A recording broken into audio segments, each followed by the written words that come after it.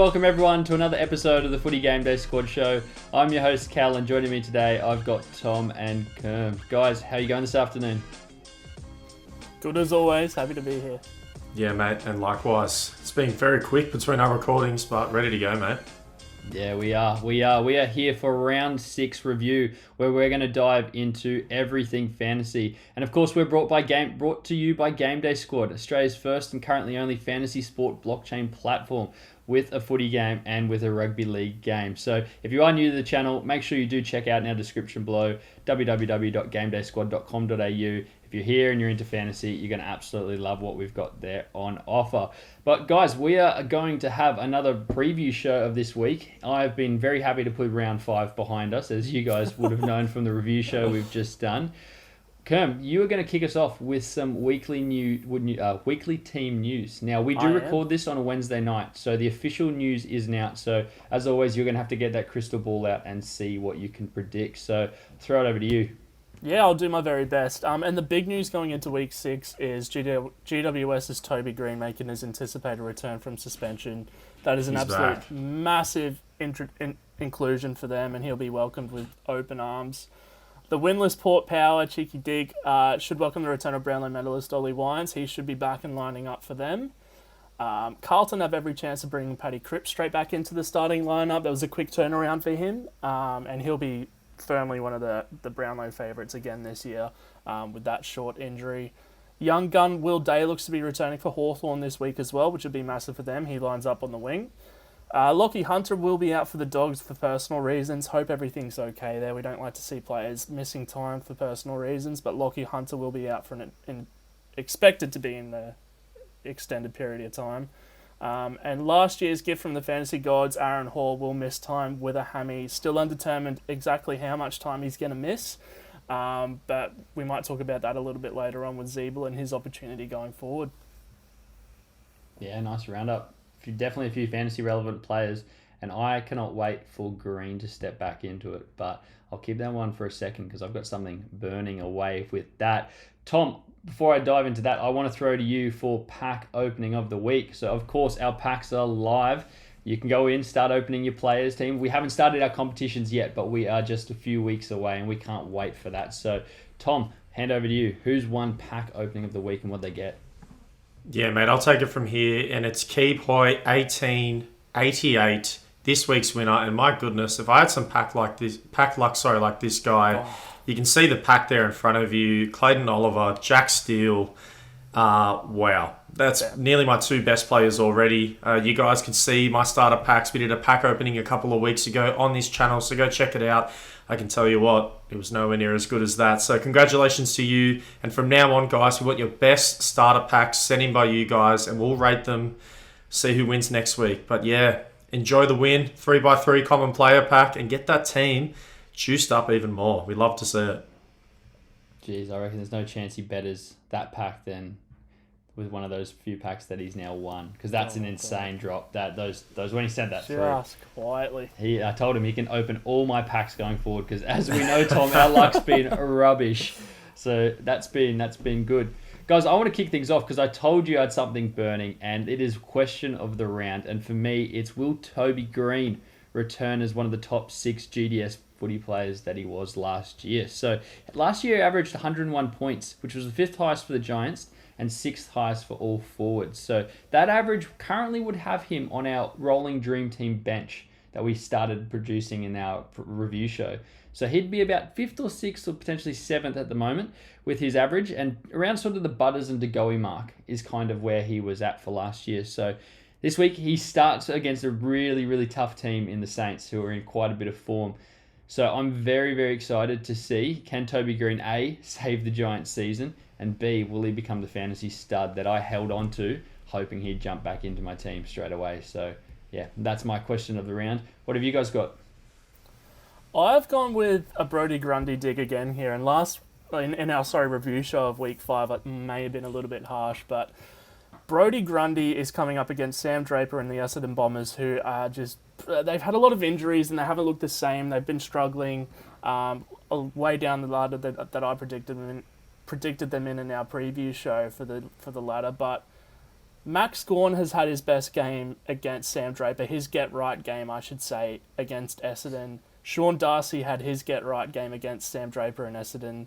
I just want to see if Brodie Grundy can get back on track and get back to being one of the best athletes in Australian sport, because up until, he's only 28, but in the past few seasons, he's been one of the best athletes in Australian sport, I think. So I would love to see Brodie Grundy get back on track. I'm sure a lot of fantasy coaches will as well, and I think this might be the get-round game to do it. I love that. And you're so right. If you'd asked me, how old is he? He doesn't feel like he's 28. He's been around forever. He's been around for ages, it feels like. No. Yeah, great question. And I'll take off with mine. And Kerm actually threw me an alley-oop before for my question of the round. It is, with Aaron Hall, unfortunate situation of the weekend, seeing some time on the sideline, is Jack Zeeble heading back to the defenders where he dominated fantasy footy last year, or will he maintain his role as a forward? I love that. All eyes will be on. Because, they're looking a bit thin now already early in the season. You know, one of their key defenders already gone. That helps them move the ball. Zeebel's a pretty good guy to slot in there. He did it all last year, so it's very interesting to see, and I can't wait to see what they do. Well, if it's any help, North fans, from my viewing of the North team so far, he definitely hasn't helped up forward, and your defence hasn't been better for it. So, for me, it seems like an absolute non-brainer. Get him back there. Great user of the footy, and he loves a kick, so... Yeah, that's an awesome one. We've obviously spoken about stacking him and Hall, and with Hall out, does it diminish his returns, or is it going to make things a little bit better? So, stay tuned. Hey guys, coming out of the break here, and we're about to get into our rolling dream team. But before we do, please leave a like on the video if you are watching. Subscribe to the channel. We have so much good fantasy content coming out. And if you've got any questions for us about the game, about what we're saying, maybe some advice, leave it down below in the comments there and we'll get back to you. But Kerm, take it away, mate. Rolling Dream Team. Let's do it. Yeah, Rolling Dream Team, one of our favourite segments on the show. You can see here that a lot of us have taken a bit of a different approach to this Rolling Dream Team. So what it is everyone's favourite sort of collective of players that they would want on their own fantasy team. So Cal's gone with a little bit of a Young Guns theme. Tom's gone with a bit of a win now theme, and I've gone with a bit of a sort of in-between sort of section here. So I'll take you through my changes, and we stick to the GDS fantasy trade in, trade out rules as well, where you can only make 2 changes a week. And I've actually kicked out the guy I've got a question about this week, which is Brodie Grundy, and brought in Max Gawn. So for me, you can't ignore Max Gawn anymore, and Grundy just hasn't put up the numbers. So Gawny has made it onto my bench. Not my starting ruck just yet, but Sean Darcy, after a good game last week, I want to see what he can do still. And I was going to say, what's the man have to do? He's on fire. I know. But Sean Darcy, I was alone on Sean Darcy Island in the off season, and I've got to stick by him through the tough times here, I think. So my other change was Aaron Hall has now been kicked out, and Jack Sinclair is in. He's another one you can't really ignore anymore. Jack Sinclair's come from the clouds. He's not been a fantasy relevant player in the past, but this season it's just clicked for him and he's looked unreal. So Jack Sinclair is now in my starting team as a defender. Nice. And I wanted to ask, because we've sort of talked about our changes the last few videos. How are you looking at you look at your team there? Are you dying for a few more trades? Are you kind of happy with things? Where's your mindset at that view at the moment? Yeah, I want Bailey Smith in, but there's just been more pressing needs so far. So more trades would be nice, but you got to be strategic in these moments when the push comes to shove and you can't fit these informed players in. Yeah, love it. What have you got, Tom? Take us Yeah, through mate. our team. Let me go through. Brodie Grundy, very similar to everyone here, has been kicked out of the team for me. I got Max Gawn starting at ruck now, and I've brought in Tim English to replace him on the bench. We've been talking about him for a couple of weeks now, how good he has been, and his rise to the top of the league in terms of fantasy. And I had to respond. I had to put him in the team. He's earned his spot, and very similar to Kerm there as well. Unfortunately, Hall is out, and if I'm going win now, I can't be waiting on him to come back. So I'm replacing him with Jack Cripps. And that's about bloody time, because I've been talking about him for a couple of weeks now, how good he is for Collingwood. And, he's playing so much time and getting so much time in the middle. He's pretty much a cheat code at that position. So, yeah, he's in now, starting as one of my backmans, Hall out. And, yeah, that's the mindset of the team. We're looking good. No Brodie Grundy love at all. No, No. not so far. Won't How be the about your last time team? either. How do you feel? Would you like to swing the axe a bit more, or how's that team sitting? Yeah, I'll tell you what. Look, the 2 subs per week is a bit rough. And if I'm looking, I'm really happy with my backman right now. The mids are looking awesome as well. It's the forwards for me. I'll be looking there next week, trying to get some players out and just completely drop them and get some new ones in. There's definitely some fresh legs out there that need to get into this team. I love it. Talking about fresh legs, I will go to my young team that I have there, and I've taken the 2 changes as well. I told you last week Martin was on the hot seat and he was likely to go, so he has gone. I've brought in Treloar, who's made himself another 125 plus game on the weekend. He's currently the 4th highest averaging GDS forward, and I just couldn't keep him out for any longer. Get this for a run though. So you were just talking about Tim English, but also applicable for Treloar and basically any Dogs players. This is their run. Crows, Bombers, Port, Pies, Suns, Eagles, Cats. That's their run to the bye. That's cash money. I'm locking them in for 6 wins out of 7 there at worst. Yeah. And obviously forwards are going to eat if you're winning games, and then hopefully Tim English up forward as well for you as well. And Bailey Smith getting 40 touches a game. So yeah, watch out Dogs fans, because your players are going to start getting on a bit of a roll. And no surprise for my other one, Hall is out, and I've brought in someone who was never on my dynasty radar, but someone we spoke about before, Alex Witherden from West Coast Eagles, has found himself into my team. So you listened to the review show, my buy now player, and he's gone and got him straight away, chucked me to the team. Love that move, mate. So about it.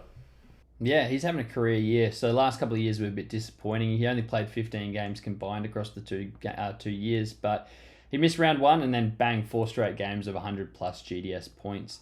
And I love this stat. It's not a stat, but it's a thing I love looking for. But there is no one younger than him in his position scoring more than him. So he fits my dynasty mold quite well. Yeah, and I think I'm just touching on how I feel with my team overall. I would like to swing the axe a little bit more. These 2 spots does make you do have to think and plan in advance. And what we don't have here that will be in Game Day Squad is you've also got what we call an active squad.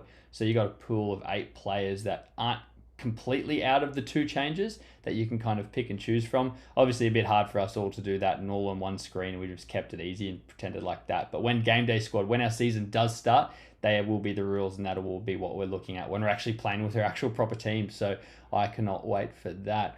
Let's roll on to Hot Seat. Who wants to kick things off? And speaking of hot, Kerm, I'm sure it's still quite hot there in Cairns, because I'm sweating here in Brisbane. Yeah, it's never not hot in Cairns, and that's actually a pretty good segue there. I'll start us off here.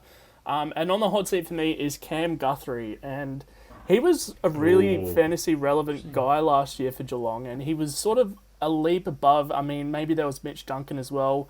But in terms of mids, Cam Guthrie became the guy when Dangerfield and Selwood sort of started to fall off and disintegrate into the darkness there. But he's only hit double-digit kicks once so far this season, and he's just not finding the footy as well as he did last year. So I'm really going to see if he can pull his finger out and get back onto normal Cam Guthrie business and start putting up those 120-plus GDS scores that we got accustomed to last year. Yeah, that's a great point, mate. You're too right there as well. What has happened? We're definitely not seeing the same production as of last year. And, Geelong's struggling a little bit right now. Maybe not winning all the games that we thought they were going to win. We spoke about them in the preseason. Definitely needs to step up. Weird season so far. They've looked good in patches, looked awful in others. I have no idea where they're going to finish. And obviously that makes it very hard for trying to plan what fantasy players, because just like them, they're all up and down at the moment. So, yeah, I like it. I really like it. But let me get into mine, because last week I put Joel Selwood on the hot seat, and we all know what happened there. I touched it in the review show. What a terrible decision that was. So with that in mind, with this sort of mindset, I'm looking at this, and I'm looking at this as an opportunity to see if the same can happen again this week for Tom Mitchell. You can see his head there in the hot seat. He's 28 years old, and after years of fantasy dominance, he's just been a tad off this year. He hasn't been playing terribly, but he's definitely not in that top range of elite midfielders that we have become accustomed to seeing from him. And nearly all of his numbers are down in terms of averages over the past 5 seasons. Can Tom Mitchell become a top midfielder again in the league, or are his best days behind him? This is an interesting one because Tom Mitchell as well can be a little bit of a handball merchant. And we know in GDS AFL scoring, the value is in the kicks. It's 4 points for a kick where it's 2 points for a handball. So you've got to watch out for these handballers in GDS scoring. So that's a really good one to put on the hot seat. Does make a big difference for sure. My hot seat. Didn't kick him out of my team, but I've put him on the hot seat, and that is Brodie Grundy. So it's him again. I've kind of got a foot in the camp with you where you guys are, but he's having his worst fantasy season since 2014, which was only his second year in the competition. That is insane. 2014. It has been that long. Wow. But here's the thing. He's currently averaging 95 plus GDS points.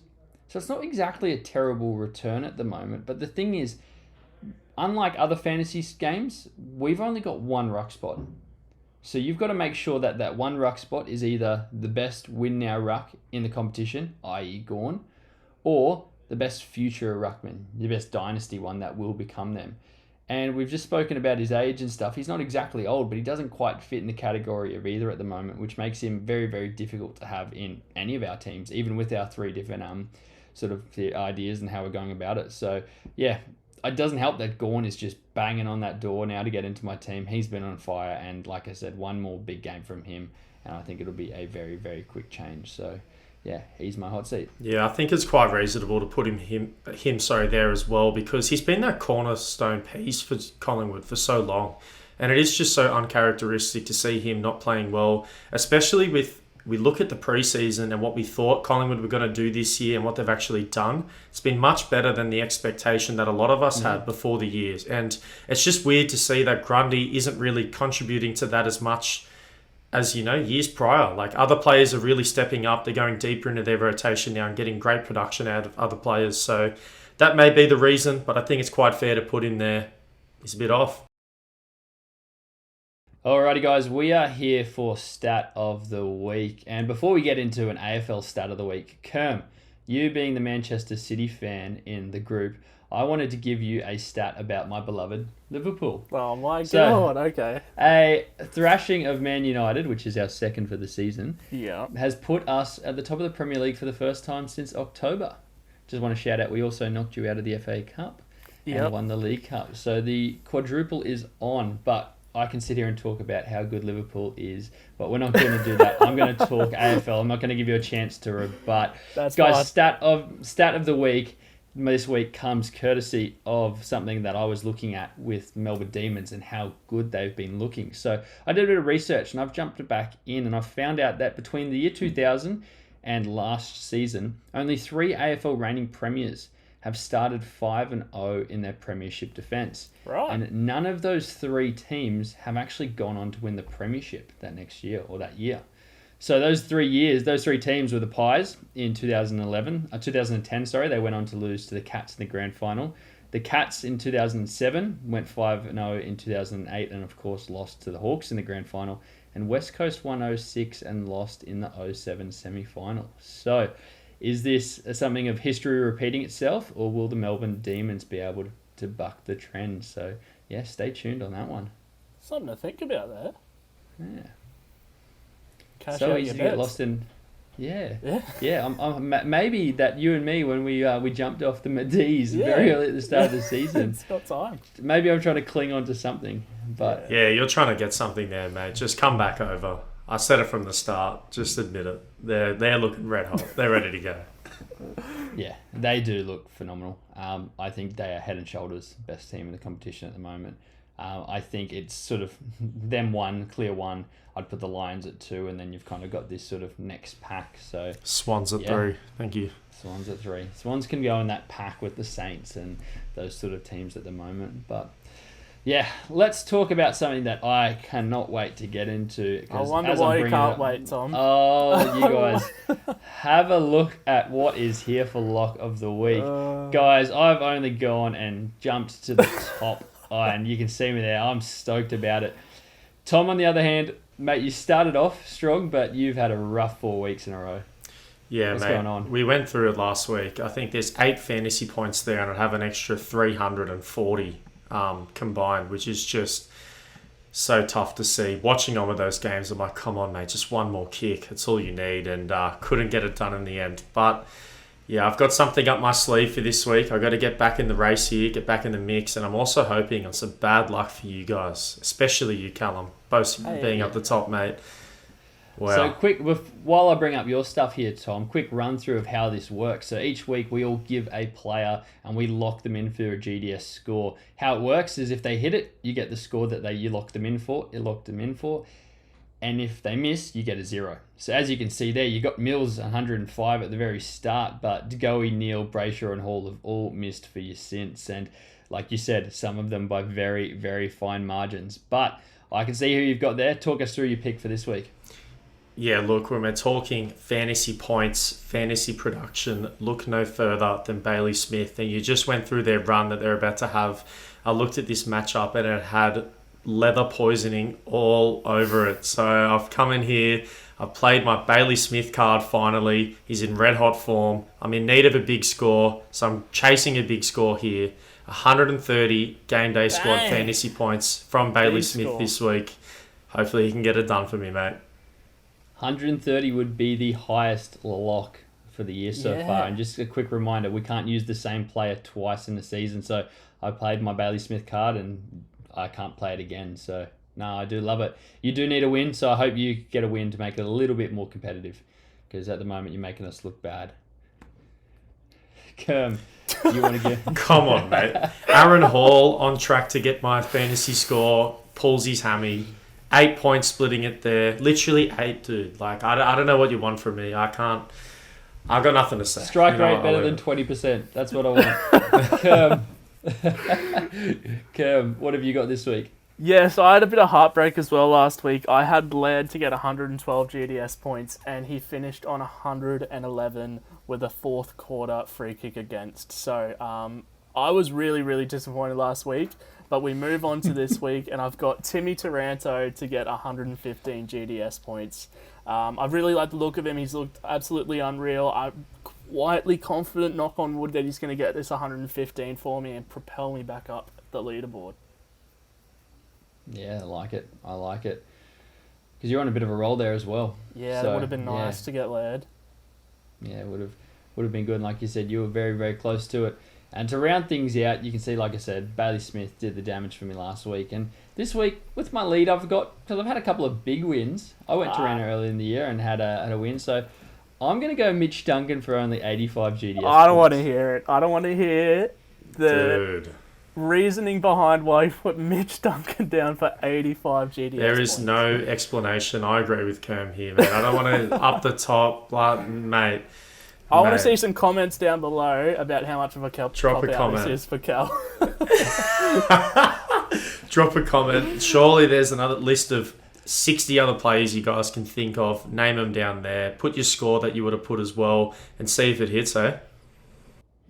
I'm actually not against me not having to justify this, because I actually don't have any notes written down as to why I did it. So I guess you guys will never know. It's a mystery forever. Oh, I love it. I think that's a good place to end it. So like you, Kerm, said, if there is any questions, or like Tom said, you just want to give us advice because what we're saying here is rubbish, please put it in the comments below. Please, if you have come this far and you don't subscribe to us, please hit that subscribe button and make sure you give us a like, because it does go a long way in helping us grow our platform and then also our brand here as well. We do have a lot of exciting stuff we really want to bring to everyone, and your support goes a long way for all that. So yeah, from all of us here at GameDay Squad, enjoy round 6, and we'll see you guys soon. Good luck, guys.